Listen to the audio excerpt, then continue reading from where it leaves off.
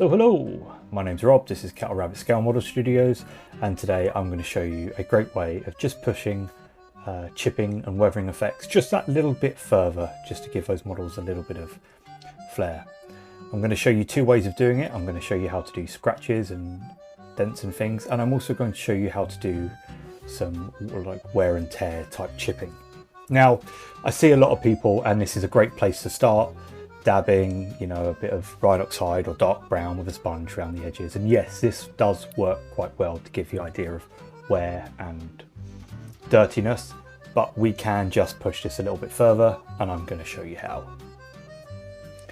So what I have here is a trusty bit of plastic that I have just sprayed Mephiston red, and it's just for demonstration purposes.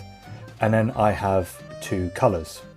So here I've got Wild Rider Red from Citadel and Rhinox Hide from Citadel.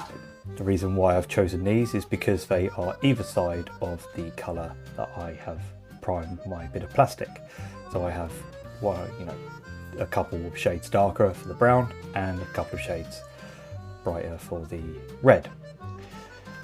Using a handle is a bit easier to do, like this.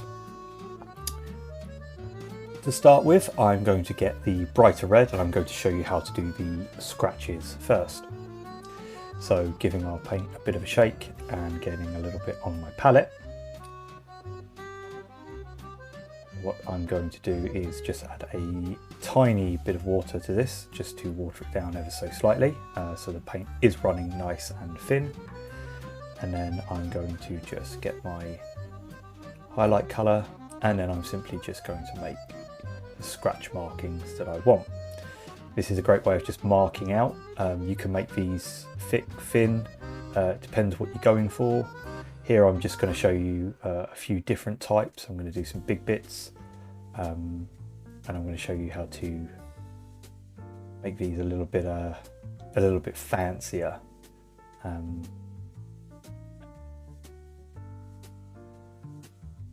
So now our base coat is dry, we're going to come in with Rhinox Hide, and all we are going to do is we are going to paint this towards the middle of the part that we painted previously with our brighter red. You can paint this directly into the middle, or you can paint it towards one of the top edges and leave it at the bottom to simulate light hitting a chipping. For this purpose, I am just going to paint it into the middle of each part. And all this is going to do is make it look like the paint is chipped and the primer below is showing underneath. So here I'm just going to work my way around, and I'm just going to fill in all these little bits to make it look like they are chipped. And there we have it. It's a great way of adding small little scratches, dinks, dents and things like that.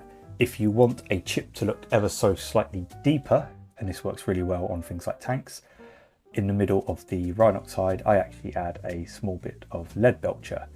This makes it look like it's gone right back to the bare metal and is quite a deep scratch or indentation. So that's the first method. Really easy. If you are using a highlight colour or an edge highlight colour for any of your model, I would just use that and something that would, you know, either a dark brown or black, depending what you want to go for.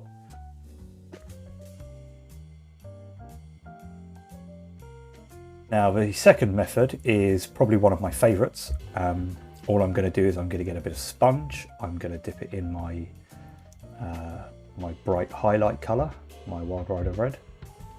I'm going to make sure there's not too much on my sponge, and I'm going to really dab this on, making sure that the pattern is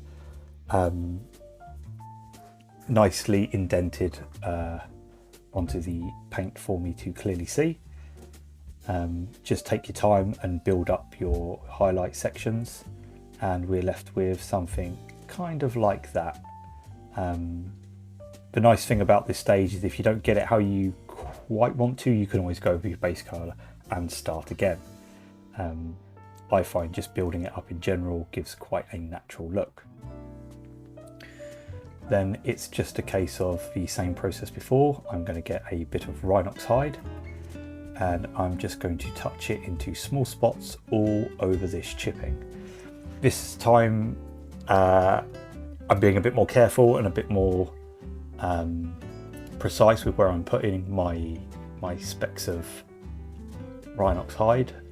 This part can be a little bit time consuming, but I do believe it's worth it, and it looks absolutely fantastic and incredibly natural once it's all done. So I've worked my way around and I'm quite happy with where we are with that. The nice thing about this is you can add more to it. The sponge does a lot of the work for you. You are just merely adding a bit of a focal point to the, I guess, the brighter bits of highlight where the sponge has built up colour. I like to do a couple of passes with this technique, and I do think it gives a great effect. So there we go, 2 easy ways of just pushing chipping a little bit further. If you like this video, obviously please do give it a thumbs up and do consider subscribing. It helps me out immensely, and I will see you on the next one. So take care, and I'll see you next time.